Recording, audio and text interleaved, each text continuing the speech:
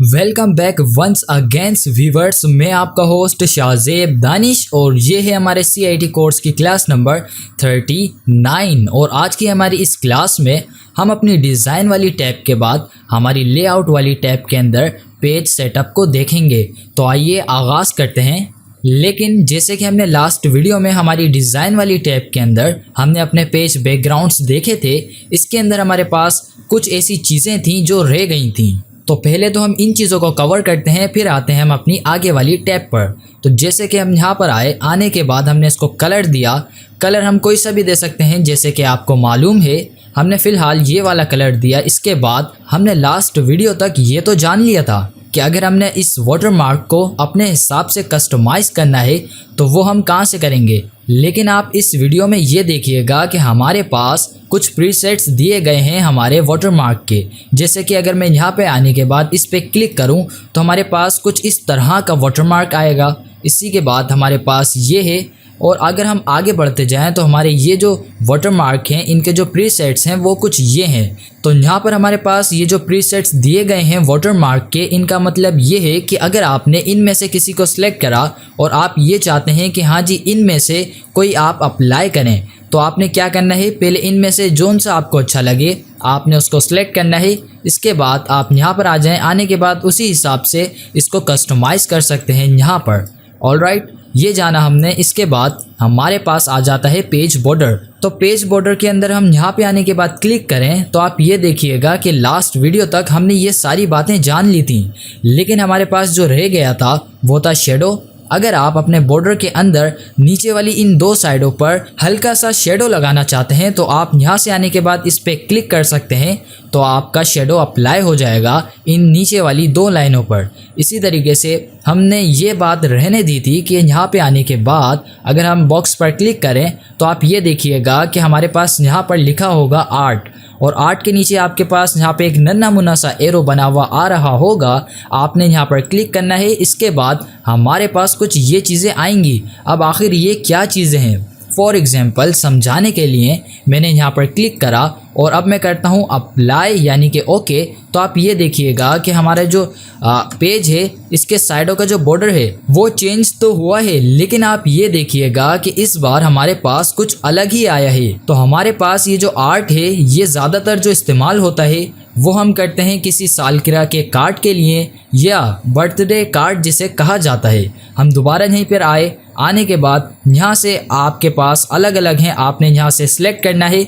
Okay करने के बाद आपने सबको ट्राई करना है कि आखिर ये क्या हैं। और मैं आपको फिर बताता चलूँ कि ये वाले जो हैं हमारे पास ख़ास तौर पर बॉर्डर के अंदर आर्ट जो है ये हम इस्तेमाल करते हैं किसी ऐसे डॉक्यूमेंट के लिए जो कि हम किसी बच्चे के लिए डिज़ाइन कर रहे हों। ऑलराइट, तो यहाँ तक हमने ये बातें जानने के बाद अब मैं करता हूँ इन सारी चीज़ों को अनअप्लाई, यानी कि अब हमने इन सारी चीज़ों को लगाने के बाद हटाना है। तो वही स्टेप्स हैं हमारे पास। यहाँ पे आने के बाद आपने रिमूव कर देना है। इसके बाद कलर आपने नो कलर, इसके बाद बॉर्डर में आने के बाद नन पर क्लिक करके ओके करा तो ये हट गया। तो जी यहाँ तक तो हमने जानी लास्ट वाली क्लास का बकाया हिस्सा। अब हम स्टार्ट करने लगे हैं हमारी लेआउट वाली टैब। तो आइए इसके अंदर हम सबसे पहले जानते हैं हमारे पेज सेटअप को। तो इसके अंदर हमारे पास सबसे पहले जो चीज़ आएगी वो होगा हमारा मार्जिन। अगर हम यहाँ पे आने के बाद इस पर क्लिक करें तो हमारे पास काफ़ी सारे मार्जिन देखने को मिल जाएंगे। जैसे हमारे पास पहला है नॉर्मल, दूसरा है हमारे पास नैरो, और इसी तरीके से हमारे पास काफ़ी सारे मार्जिन देखने को मिल जाएंगे। तो इसको अच्छे तरीके से समझने के लिए मैं यहाँ पे आने के बाद क्लिक करता हूँ। क्लिक करने के बाद मैंने अपना फॉर्मूला अप्लाई करा और इसको मैं करता हूँ थोड़ा सा जूम, और जूम करने के बाद आप ये देखिएगा कि मैंने इनको Ctrl+A करा, या अगर हम Ctrl+A ना भी करें तो हमारा मार्जिन इस बार अप्लाई होगा। कैसे, आइए जानते हैं। यहाँ पे आने के बाद मैंने इस पर क्लिक करा तो आप अभी ये देखिएगा कि हमारे पास जो सिलेक्ट है वो नॉर्मल वाला है जो कि पहला है। इसके बाद और अगर आप इसी के नीचे देखें तो आपको दिखाई देगा नैरो।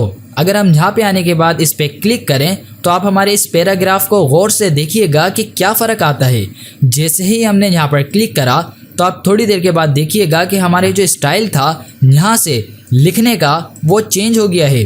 दोबारा देखिए गाइस, हमने क्या करा, यहाँ पे आने के बाद मार्जिन पर क्लिक करते हैं। क्लिक करने के बाद आपका जो स्टाइल है जो यहाँ से स्टार्ट हो रहा है लिखना और यहाँ पे आने के बाद ख़त्म हो रहा है, इस चीज़ को अगर आप चेंज करना चाहें, यानी कि अगर आप अपने पेज का साइज़ जो है उसको आगे पीछे करना चाहते हैं लिखने का, तो आप यहाँ से मार्जिन में आने के बाद उसको चेंज कर सकते हैं। फॉर एग्जांपल अब आप ये देखिएगा, अगर मैं यहाँ पे आने के बाद वाइट पर क्लिक करूँ तो हमारा जो पेज है इसके अंदर जो हमने पैराग्राफ लिखा है वो लंबाई में आ जाएगा। मैंने जैसे ही इस पे आने के बाद क्लिक करा तो आप ये देखिएगा कि हमारा पेज इतना ही है, लेकिन अब जो हम लिखेंगे वो कुछ इस तरीके से आएगा, यानी कि लंबाई में, जो कि था हमारा मार्जिन में आने के बाद वाइट। तो ख़ास तौर पे हमारी इस चीज़ को आपने इतनी तवज्जो नहीं देनी, और जब भी आप काम करें तो आपने मार्जिन में आने के बाद नॉर्मल पर ही क्लिक रखना है। तो इससे होगा ये कि हमारा जो पेज है वो एक नॉर्मल साइज़ में अपना काम करेगा। ऑलराइट, इसके बाद आगे आते हैं हम ओरिएंटेशन पर। अगर हम यहाँ पे आने के बाद इस पर क्लिक करें, लेकिन इसको समझने से पहले अगर हम यहाँ पे आने के बाद डिज़ाइन में अपने इस पेज का कलर चेंज कर लें तो हमको समझने में आसानी रहेगी। तो मैंने इसका कलर करा चेंज। इसके बाद हम आते हैं लेआउट पर और अब आते हैं हम अपने ओरिएंटेशन पर। तो यहाँ पर आप गौर कीजिए कि हम यहाँ पर आने के बाद जैसे ही हमने इस पर क्लिक करा तो आपको यहाँ पर दो मोड दिखाई देंगे। पहला होगा हमारे पास पोर्ट्रेट और दूसरा होगा हमारे पास लैंडस्केप। आखिर ये क्या है, इससे पहले हम ये जानते हैं कि हमने अगर अपने पेज पर आने के बाद इसको अनजूम करा, अनजूम करने के बाद आप ये देखिएगा कि हमारा जो पेज है ये इस वक्त लंबाई में है। ठीक है जी, ये बात आपने नोट करनी है।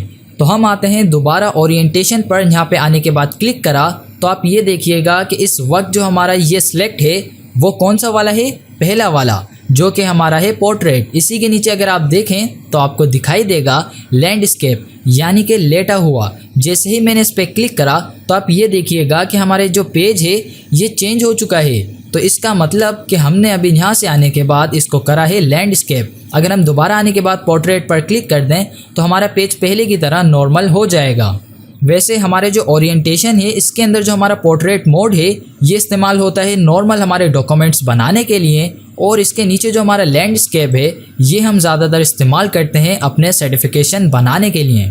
यानी कि अगर हमने कोई सर्टिफिकेट डिज़ाइन करना है अपने MS वर्ड के ऊपर तो हम यहाँ से आने के बाद अपना ये वाला पेज लैंडस्केप कर सकते हैं। ऑलराइट, तो हम दोबारा आने के बाद इस पर क्लिक करते हैं पोर्ट्रेट पर। हमने बोला नहीं भाई, अभी हम अपने इस मोड पर ही काम करना चाहते हैं, हम नॉर्मल वर्क कर रहे हैं। तो हमने आने के बाद यहाँ से ये वाला सेलेक्ट करवा देना है, हमारा पेज दोबारा से नॉर्मल हो जाएगा। हम आने के बाद इसका साइज़ 100% पर करते हैं। इसके बाद आप ये देखिएगा कि हमारे पास आता है साइज़।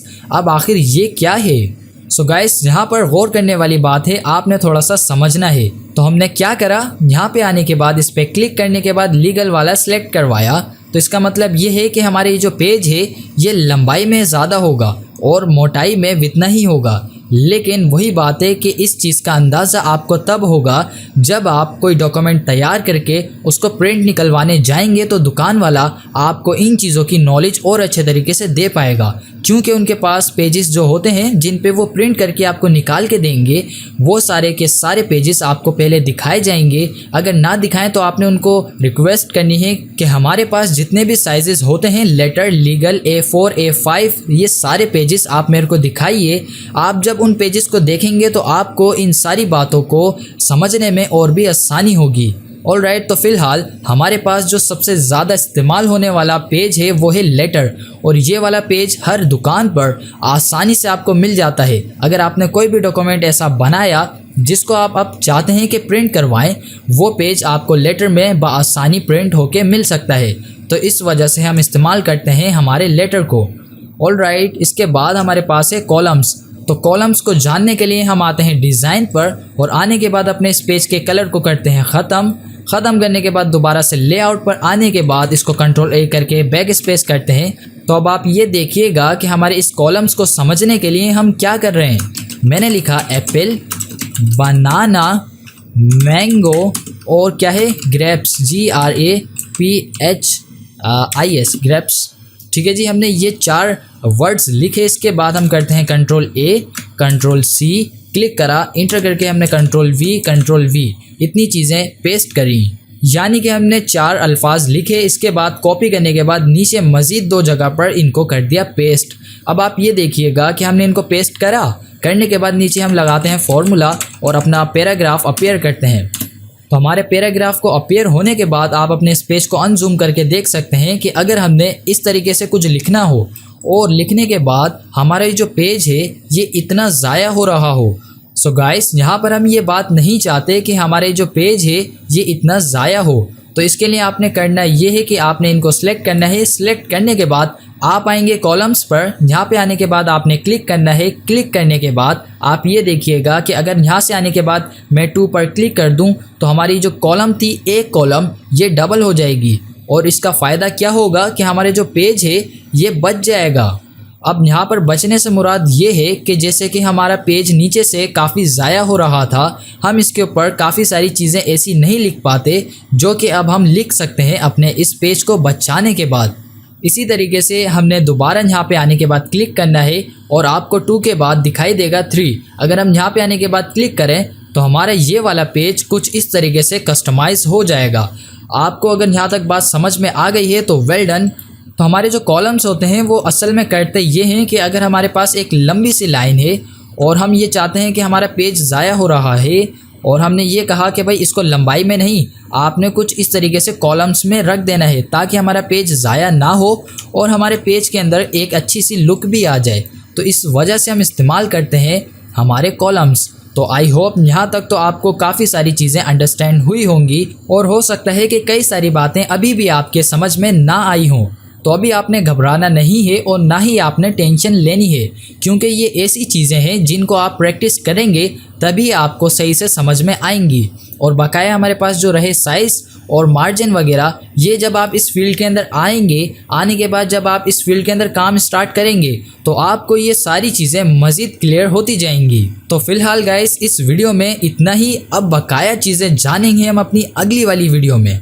तो यहाँ तक करनी है आपने हमेशा की तरह प्रैक्टिस, और प्रैक्टिस करने के बाद हम मिलेंगे आपसे अगली वीडियो में नए टॉपिक के साथ। जब तक के लिए फ़ी अमान अल्लाह।